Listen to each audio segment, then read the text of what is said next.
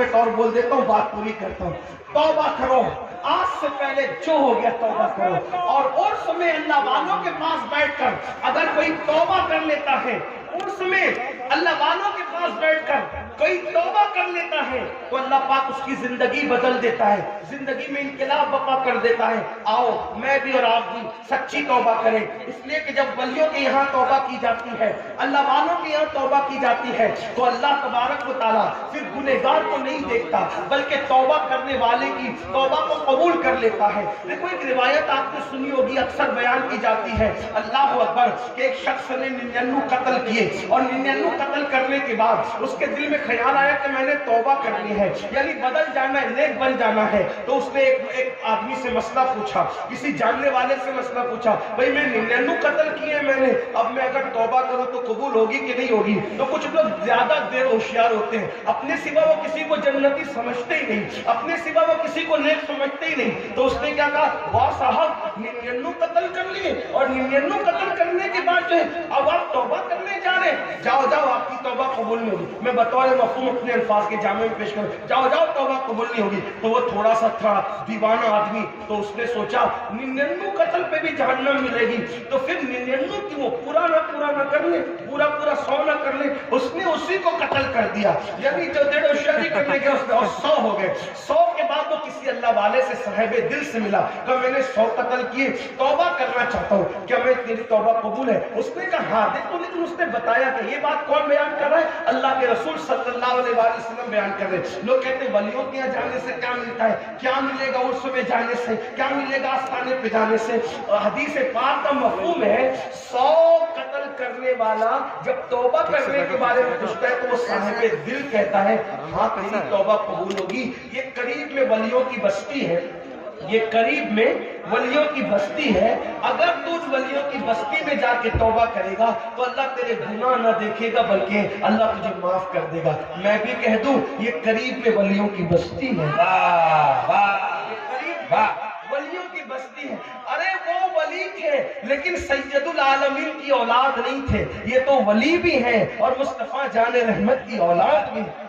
महबूब जाने तकबीर और नारे रिसालत साहबे सज्जादा वलियों की बस्ती में आए हैं। अल्लाह अकबर, कहा वलियों की बस्ती है और तुम तौबा करोगे उधर जाके। अब सोचो उसने तौबा की नियत से वलियों की बस्ती की तरफ कदम बढ़ाया, अल्लाह की शान देखो, उसने वलियों की बस्ती की तरफ कदम बढ़ाया, अल्लाह की शान देखो। अभी कदम उठा करके आगे बढ़ा ही था कि उसका इंतकाल हो गया और धड़ाम से जमीन पे गिर पड़ा। जब इंतकाल हुआ तो फरिश्ते आए, जन्नत के फरिश्ते, रहमत के फरिश्ते भी आए, जहन्नम के फरिश्ते और अजाब के फरिश्ते भी। एक बात आप लोगों को, फरिश्ते अपनी मर्जी से आते जाते हैं क्या? फरिश्ते अपनी, भाई कहीं ऐसा होता है कि दोनों चले आए? ऐसा नहीं होता ना, जिसको अल्लाह भेजता है वही आता है? लेकिन यहाँ अल्लाह ने दोनों को भेजा। देखो अल्लाह बताना चाहता है, ऐसे मौके पे अल्लाह बताना चाहता है कुछ, दोनों आ गए, रहमत वाले भी आ गए, अजाब वाले भी आ गए। अब दोनों कहते हैं हम ले जाएंगे, हम ले जाएंगे।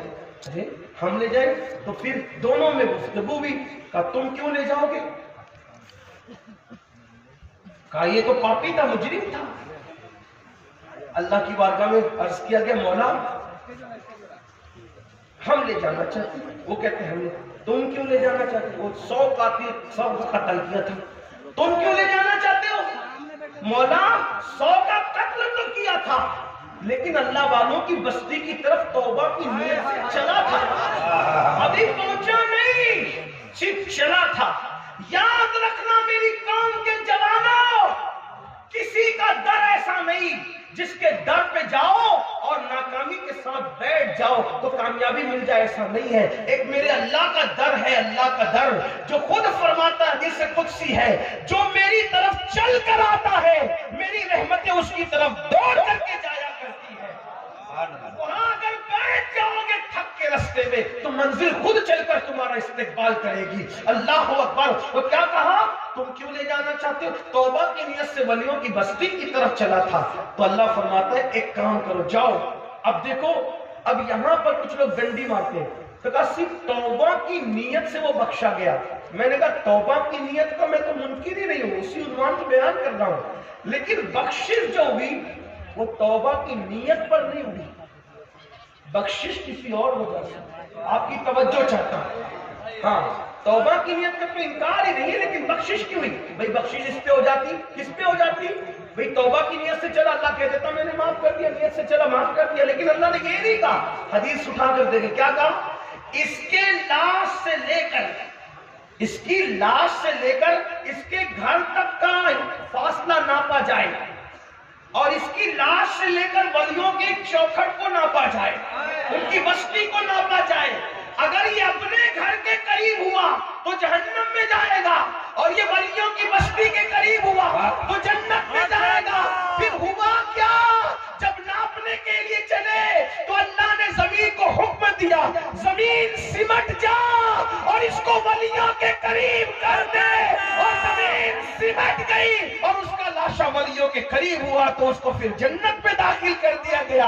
آپ اندازہ کریں، صرف بنی اسرائیل کے اولیاء کے قریب ہونے کی وجہ سے، لاشا قریب ہونے کی وجہ سے 100 کو قتل کرنے والا جنت میں جاتا ہے. اگر ہمارے دل غوث و خواجہ کے قدموں میں دھڑکتے رہے تو انشاءاللہ دنیا بھی کامیاب ہے اور آخرت بھی کامیاب ہے. اللہ کے بندو سچی توبہ کرو. یہاں بھی نجات ہے، وہاں بھی نجات ہے. ڈر تھا کہ عیسیٰ کی سزا اب ہوگی یا روز جزا، دی ان کی رحمت نے سزا. یہ بھی نہیں وہ بھی نہیں، اور آج جو عیب کسی پر نہیں کھلنے دیتے، کب وہ چاہیں گے میری حشر میں رسوائی ہو. تو مسلمانوں سچی توبہ کرو، گڑ گڑا لو، رو لو. ام المومنین سیدہ عائشہ صدیقہ فرماتی ہے، میں نے اللہ کے رسول سے پوچھا یا رسول اللہ، کیا آپ کا کوئی گنہگار امتی بھی جنت میں جائے گا؟ کیا آپ کا کوئی پاپی امتی بھی جنت میں جائے گا؟ حضور فرماتے ہیں ہاں اے عائشہ، جو رات کی تاریکی میں، جو تنہائیوں میں اپنے گناہوں کو یاد کر کے روتا ہوگا، ایسے گنہگاروں کو اللہ قیامت کے دن بے حساب جنت عطا فرمائے گا، ان سے حساب نہیں لیا جائے گا. اس لیے آئیے اپنے گناہوں پہ گڑ گڑائیے، روئیے، اپنی زندگی میں انقلاب برپا کیجئے. اور ہندوستان کے مسلمان 3 کام پر محنت کریں. انشاءاللہ 3 کام کرنا ہے ہم کو. پوری تقریر یاد رہے، یہ یاد کرنا. پہلے وعدہ کرو کون کون یہ 3 کام کرے گا. ہاتھ اٹھائیں، بولو بھائی سبحان اللہ. دیکھو 3 کام ہندوستان میں ہمیں 3 کام کرنا ہے. نمبر 1، دیندار بنو. کیا بنو؟ دیندار. اور اپنے بچوں کو بھی دیندار بنو انشاءاللہ. دیندار صرف داڑھی ٹوپی والے دیندار نہیں، صرف گوشت اور مچھلی کھانے والے دیندار نہیں. کیسے دیندار؟ جیسے رسول اللہ بنانے آئے انشاءاللہ. اور وہ کیسا دیندار ہوتا ہے؟ جو اپنے لیے پسند کرو وہی اپنے ایمان والے بھائی کے لیے پسند کرو. انشاءاللہ. کیسے دیندار؟ حضور سے سچا عشق کرو. کیسے دیندار؟ نماز کی پابندی کرو. تو 3 کام کیا کرنا ہے؟ نمبر 1 کیا بنو گے؟ کیا بنو گے؟ دیندار. دین پر عمل کرو. نمبر 2، مالدار بنو. نمبر 2 کیا کرنا ہے؟ مالدار بنو. محنت کرو، کھیل کود سے توجہ ہٹا کے مال حاصل کرو. جوئے سکتے شراب سے نہیں، حلال محنت کی کمائی سے. کیونکہ غریبی کبھی کبھی آدمی کو کفر تک لے جاتی ہے. اس لیے مالدار بنو. کچھ لوگ کہتے ہیں نا ارے اللہ کے رسول بھی غریب تھے، ہم بھی غریب ہیں تو کیا؟ یہ جھوٹ ہے. حضور کوئی غریب نہیں تھے، حضور کوئی مسکین نہیں تھے، حضور کوئی مفلس نہیں تھے. حضور علیہ السلام اتنے مالدار تھے کہ ان سے پہلے اتنا بڑا مالدار نہ کبھی روئے زمین پہ آیا اور نہ قیامت تک ان جیسا مالدار کوئی روئے زمین پہ آ سکتا. اب آپ کہیں گے یہ کوئی نئی بات ڈال دی آپ نے. میں نے کہا نئی بات پھر کہتا ہوں، میں نئی بات لانے والا کون؟ سنو، حضور کتنے مالدار تھے. کوئی ایک ریاست کا مالک، کوئی ایک کھیت کا مالک، کوئی ایک ملک کا مالک، کوئی 2 ملک کا مالک. میرے نبی اتنے مالدار تھے کہ اللہ نے پوری دنیا کا بھی مالک بنا دیا اور ان کو جنت کا بھی مالک بنا دیا. میرے امام کہتے ہیں مالک کل نے، خالق کل نے آپ کو مالک کل بنا دیا. دونوں جہاں آپ کے قبضہ و اختیار میں. اور حضور علیہ السلام، یہ تو بات بھی، لیکن حضور کے پاس مدینہ شریف میں اور ارد گرد مدینہ شریف کے اتنی زمینیں تھی کہ حضور سے بڑا کوئی زمیندار نہیں تھا.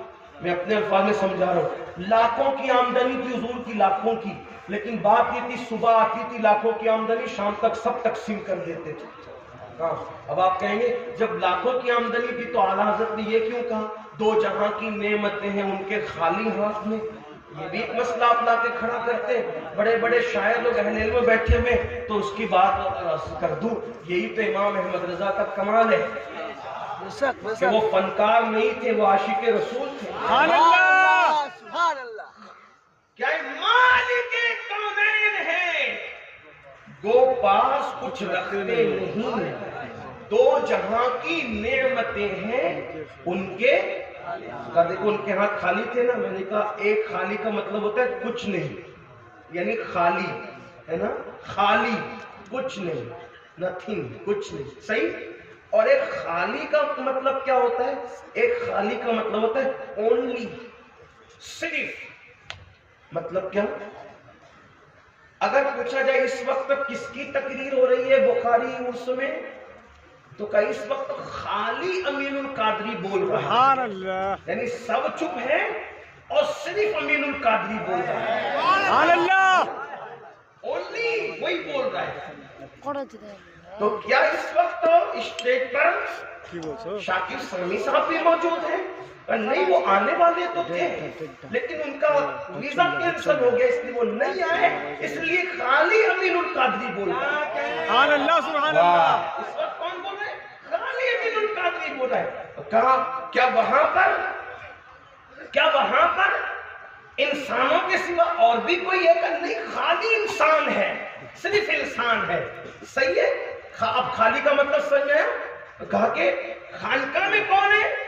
کہا خانقاہ خالی پڑی ہے، اس میں کوئی نہیں ہے، کچھ نہیں ہے اس میں، اور یہاں خالی انسان صرف انسان ہے۔ اتنی بات سمجھ میں آئی؟ ایک خالی کا مطلب ہوتا ہے کچھ نہیں، اور ایک خالی کا مطلب ہوتا ہے اونلی، صرف۔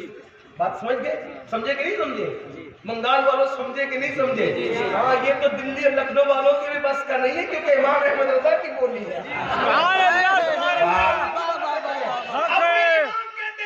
مالک کونین ہے، دو پاس کچھ رکھتے نہیں، دو جہاں کی نعمتیں ہیں ان کے خالی ہاتھ میں، وہ مالک کونین ہے جو آتا ہے سب تقسیم کر دیتے ہیں، اپنے پاس کچھ نہیں رکھتے، اس لیے کہ دونوں جہان کی نعمتیں صرف اور صرف اللہ نے انہی کو عطا فرمایا ہے، ان کے سوا دو جہاں کی نعمت کسی کو عطا نہیں کی گئی ہے، اس لیے کہ جس کو جو ملا ہے انہی سے ملا ہے۔ خلق کے حاکم ہو تم، رزق کے قاسم ہو تم سے ملا جو ملا، تم پہ کروڑوں درود۔ آسمان خان، زمین خان، زمانہ مہمان، صاحب خانہ لقب کس کا ہے؟ تیرا، اور میں تو مالک ہی کہوں گا کہ وہ مالک کے حبیب یعنی محبوب و محب میں نہیں، میرا تیرا، اور کون دیتا ہے؟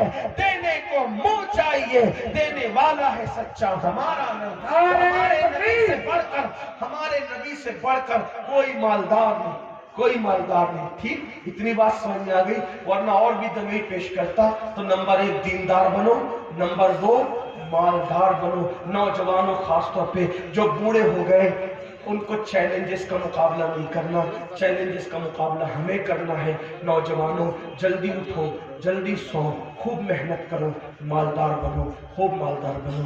یہ لوجوں میں جو مسلم بیٹیاں بک رہی ہے غربت کی وجہ سے، سگنلوں پر بھیک مانگ رہی ہے برقع پہن کر غربت کی وجہ سے، غربت کفر تک لے جاتی ہے۔ لڑکیاں جو مرتد ہو رہی ہے، لڑکے جو مرتد ہو رہے ہیں، کہیں نہ کہیں غربت کا اس میں عمل دخل ہے۔ غربت کا خاتمہ کرو۔ ایک آدمی مالدار ہے، وہ دوسرے کو پیسہ لگا کر کے اٹھائے، اگر زکوٰۃ کے مستحق ہے تو زکوٰۃ اتنی دے تاکہ وہ بھی آئندہ سال زکوٰۃ دینے کے قابل بن جائے۔ اور بنگال والوں اگر برا نہیں مانے تو ایک بات آپ کروں ہاتھ جوڑ کے، مسجدوں کے 2-2 کروڑ کے مینار بنانے کی بجائے کوشش کرو کہ وہ 2-2 کروڑ غریبوں پہ خرچ کرو اور ان کو مضبوط کرو۔ اگر ہماری قوم 10 سال میں مضبوط ہو گئی تو 2 نہیں بلکہ 10 کروڑ کے مینار ہم بنا سکیں گے۔ اس لیے میری گزارش ہے جلسوں کے خرچے بھی کم کرو، شادیوں کے خرچے بھی کم کرو، اور سب خرچے کم کر کے اپنی قوم کو مضبوط کرو۔ حضور علیہ السلام اسی لیے تشریف لائے تھے۔ تو دیندار بنو، مالدار بنو، اور نمبر 3 ایجوکیشن پہ بہت محنت کرو۔ کوئی بھی جاہل نہ رہے، کوئی بھی ان پڑھ نہ رہے، خوب पढ़ाओ अपने बच्चों को, 10वीं 12वीं तक कभी मत रुकना, बल्कि अपने बच्चों को IAS बनाओ, IPS बनाओ, डॉक्टर बनाओ, इंजीनियर बनाओ। डॉक्टर भी BOMS वाला मत बनाओ, बल्कि MD और आला से आला डिग्री दिलाओ। अब आप कहेंगे मौलाना पैसे नहीं है, मैं आपसे कहता हूँ हर साल ईद पे नया कपड़ा न बनाना पड़े, न बनाओ, धुले हुए कपड़ों पे ईद कर लो, लेकिन अपने बच्चों की तालीम पे खर्चा करो। इसी तरीके से हक है अल्लाह। पैसे लगाने की बजाय 10 साल अगर इन 3 निकात पर आपने मेहनत कर दी, दीनदार बनो, मालदार बनो और एजुकेशन को आम करो, हर बंदे को पढ़ा लिखा बनाओ। आप कहेंगे मौलाना नौकरी नहीं मिलती, मैं कहता हूँ हम नौकरी के लिए नहीं पढ़ते, हम अच्छा इंसान बनने के लिए पढ़ते हैं। इसलिए पढ़े लिखे के तिजारत में अनपढ़ की तिजारत में फर्क है, पढ़े लिखे की गुफ्तगू में अनपढ़ की गुफ्तगू में फर्क है, पढ़े लिखे के उठने बैठने में अनपढ़ के उठने बैठने में फर्क है। देखो आप ये नहीं कहता हूँ कि आप सब अनपढ़ हो, लेकिन एक बात आपसे कहता हूँ, महफिल में पढ़े लिखों का अंदाज और होता है, अनपढ़ लोगों का अंदाज और होता है। सुभान अल्लाह, सुभान अल्लाह। उठने में बैठने में तालीम को आम करो, दुनिया भी पढ़ाओ, आखिरत भी पढ़ाओ। अपने बच्चों को इतना इल्म दो कि वो मुसलमान रहे, सच्चे मुसलमान रहे, और अपनी बच्चियों को भी इतना इल्म दो, सच्ची पक्की मुसलमान रहे, और स्कूल कॉलेज यूनिवर्सिटी में आला से आला तालीम दिलाओ। और याद रखना, गुर्बत का बहाना मत बनाओ। बेटिया की शादी होती है तो लाखों रुपए कहाँ से आते हैं, और आपसे कहता हूँ 8 घंटे मेहनत करने की बजाय 16 घंटे मेहनत करो। मेहनत में पीछे मत हटो, अपने बच्चों को पढ़ाओ। सिर्फ 10-12 साल हिंदुस्तान के तमाम मुसलमान मेहनत करके अपने बच्चों पे मेहनत कर ले, कोशिश कर ले, काविश कर ले, तो देखना नक्शा बदल जाएगा। ये भी आपसे कहता हूँ, एक बात कहता हूँ, मना नहीं कर रहा हूँ, अगर मुझसे गलती हो तो मेरे उलमा इस्लाह करेंगे, आप मेरी जात को देख के कबूल नहीं करना। बाप के चेहरे पर 40 देग पकाने की बजाय 1 देग पकाओ। उन 40 देगों का खर्चा बचाकर किसी बच्चे की तालीम पर अपने बाप के इसाले सवाब के लिए खर्चा करो। हक है, हक है, हक है। पीर साहब के मज़ार पर 1 लाख की चादर ला के डालने की बजाय 100 रुपए की चादर डाल दो, बाकी के पैसे बचाकर गरीबों की तालीम पे खर्चा कर दो। पीर साहब के इसाले सवाब के लिए वो उस 1 लाख की चादर से जितना खुश होंगे, वो 100 रुपए की चादर से भी उससे ज्यादा खुश होंगे, क्योंकि आपने किसी को उठा दिया, किसी को आपने तरक्की पे ले गए। एक बात कहता हूँ, मेरा पीर जन्नती है तो मेरे पीर को मेरी 1 लाख की चादर से क्या गरज, उसको तो जन्नत में उससे बेहतर लिबास मिल चुका है, उससे बेहतर लिबास मिल चुका है। तो ये बातें तल्ख लगे माफ करना, लेकिन आपसे एक बात कहता हूँ, रसूमात से निकलो, हकीकतों की तरफ आओ, रसूमात से निकलो, सच्चाइयों की तरफ आओ। एक दूसरे को गिराने की कोशिश मत करो, एक दूसरे को उठाने की कोशिश करो, आपस के झगड़े खत्म करो। तेरा सिलसिला बड़ा, मेरा सिलसिला बड़ा, तेरी बिरादरी बड़ी, मेरी बिरादरी बड़ी, तेरा पीर बड़ा, मेरा पीर बड़ा। याद रखना, हम सब का सबसे बड़ा पीर मुस्तफा जाने रहमत है, वो सबके पीर है, और उनसे बड़ा कोई हो ही नहीं सकता अल्लाह की मखलूक में। हमारे इमाम ने कहा, और पूरी दुनिया मुत्तफिक है कि हमारे पीर सबसे बड़े हैं। जाहिर सी बात है, सारे पीर उनकी नालैन में है, और वो सब पीरों के पीर है। मेरे इमाम कहते सबसे औला वो आला हमारा नबी, सबसे बाला वो आला हमारा नबी, अपने मौला का प्यारा हमारा नबी, दोनों आलम का दूल्हा हमारा नबी। सारे अच्छों में अच्छा समझिए जिसे, है उस अच्छे से अच्छा हमारा नबी। सारे ऊंचों में ऊंचा समझिए जिसे, है उस ऊंचे में ऊंचा हमारा नबी। हमारा नबी इतना ऊंचा है कि अल्लाह अकबर, ताजे रूहुल कुद्स के मोती जिसे सजदा करे, ताजे रूहुल कुद्स के मोती जिसे सजदा करे, रखती है कितना वकार। अल्लाह अकबर एड़िया, कोई बिरादरी बड़ी नहीं, कोई बिरादरी छोटी नहीं। मेरे आका फरमाते हैं, कुल्लुकुम मिन आदम व आदम मिन तुराब, तुम सब आदम की औलाद हो, और अल्लाह ने आदम को मिट्टी से पैदा किया। जब तुम सबकी अम्मी एक है, अब्बा एक है, तो छोटा बड़ा कोई कहां से हो गया। इसलिए